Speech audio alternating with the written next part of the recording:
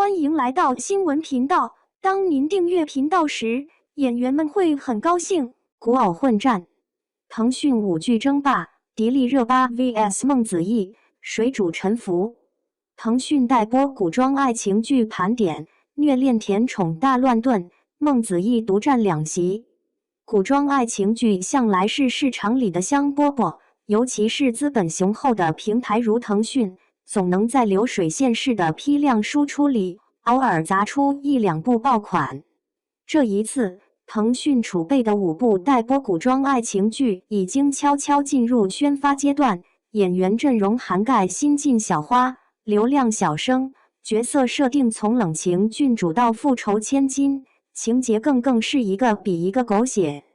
咱们不妨先看看这批剧单。徐海乔、海陆主演的《春来定风波》，孟子义主演的《百花杀》与《桃花映江山》，陈哲远、张婧仪领衔的《梦花亭》，以及最吸睛的木须辞迪丽热巴搭档陈飞宇。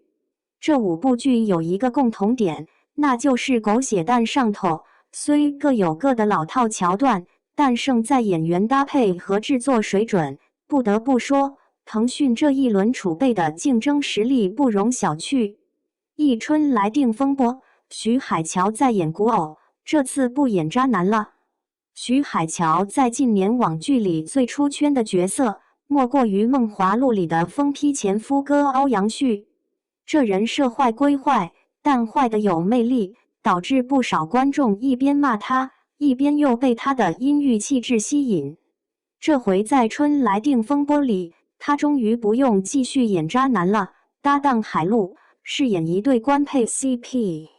剧里设定挺典型初婚被设计带娃逆袭，破镜重圆，标准的古偶虐恋套路。沈江里海陆本是高门嫡女，新婚夜却遭人算计，与二少主陆景明徐海乔意外发生关系，并被夫家陷害禁足。更惨的是，他生下的儿子从小体弱多病，解药却在陆家手里。为了救孩子，他不得不重回豪门斗宅斗，兼顾复仇打脸与旧情复燃，甚至还得靠儿子的助攻。这种剧情放在现实中，估计会被吐槽女性苦难史，但放在古装爱情剧里，先虐后爽的套路往往更容易让观众上头。毕竟，世上再没有比逆风翻盘、打脸反派更能满足大众心理的剧种了。再加上徐海乔的古装扮相一向能打，与凤行里的凤凰爹已经证明了他适合这类角色，只要剧本不拉胯，收视未必差。百花杀，孟子义的冷情郡主终于不演傻白甜了。孟子义这几年的发展路线其实挺有意思，早年拍《陈情令》时被骂加戏咖，后来靠综艺洗白了一波路人缘，再转战古偶市场，资源肉眼可见的变好。这次的《百花杀》和《桃花映江山》都是他主演，角色风格却截然不同。前者是冷血复仇女，后者是傲娇和亲公主，看得出来他正在努力摆脱傻白甜标签。百花杀改编自网络小说，背景设定在架空王朝。孟子义演的是一个全家被杀，侥幸逃生的孤女顾青之。她以沈西河的身份回归，表面是尊贵的边疆郡主，实则满心复仇，手段狠辣。而男主萧萧华庸和羽是病弱储君，表面彬彬有礼，背地里操控朝局。两人联手是典型的疯批式爱情，互相猜忌又彼此吸引。孟子义这次的造型的确惊艳，路透照里的红衣冷傲形象颇有气场，但关键还是看他的演技能否撑起角色，别又成了高冷人设硬演成面瘫。梦花亭，陈哲远和张婧仪能复制折腰的爆红吗？相比前2部剧的宅斗加权谋，梦花亭走得更偏向于001加战争路线。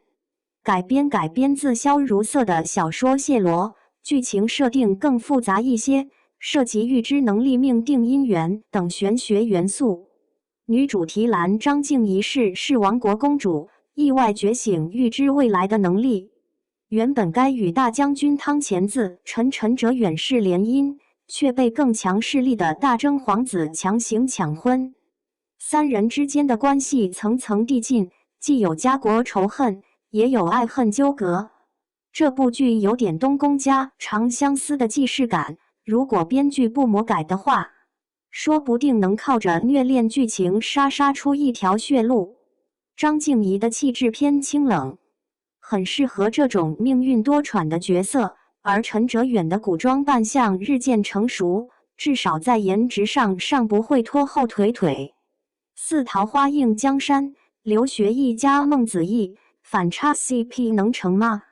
这部剧改编自白鹿成双的《桃花折江山》，核心剧情是政治联姻加先婚后爱，跟长风渡有点相似。孟子义这次饰演的角色是个和亲公主江桃花，被迫嫁给了当朝左相沈在野刘学义氏。两人相识时各怀鬼胎，一边互相算计，一边合作谋权，渐渐生出感情。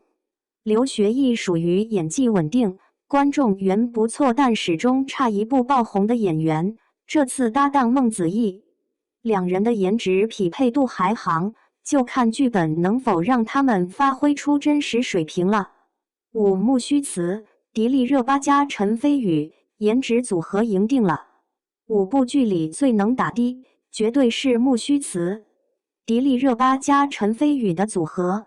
光是站在一起就能让颜控观众买单，更何况这部剧改编自热门小说《白日提灯》，又有玄幻加灵异元素，人设更是吃香最强女领主和少将军的 CP 设定，堪称流量密码。热巴的演技虽然偶尔被诟病模式化，但在古偶剧领域，她的表现一直稳得住。而陈飞宇上次的打火机与公主群虽然没大火，但角色适配度高，木须辞里的少将军应该更好发挥。这部戏的播出成绩可能直接影响腾讯2024年的古偶竞争力。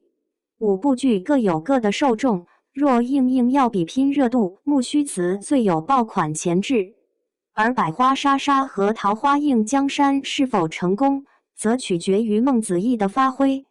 春来定风波胜在狗血剧情，容易下沉市场。梦花亭则适合喜欢虐恋加家国的观众。腾讯这一轮押宝古偶，还是老套路，狗血加大 IP 加流量演员。至于观众买不买账，最终要看成品质量如何。